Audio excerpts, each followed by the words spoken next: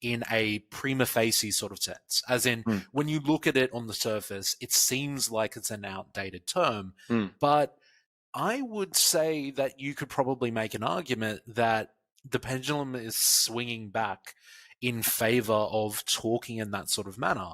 Yeah. And I can't speak for anywhere else in society, but definitely in Australia, I think this is a very poignant topic, and that is housing. Mm, So, mm. just to kind of broadly go over it in a broad stroke to for the viewers and the listeners, yeah, just like housing, starting all the way back in the 90s with Howard, with the introduction of, the capital gains and also negative gearing and all of that.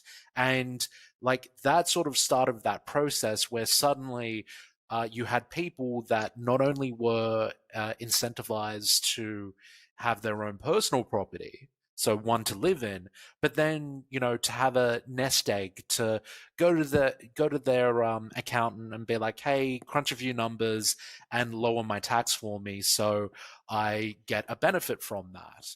And if suddenly property developers come in and you also have your typical middle class or people wanting to get an investment property, suddenly you're thrown into a scenario that we're experiencing right now where the current younger generations, so your generation Z and onwards from now, they're just locked out of the property scene. And Yeah. suddenly what might have worked for the boomers, Generation X, millennials, but that's debatable whether it works for millennials.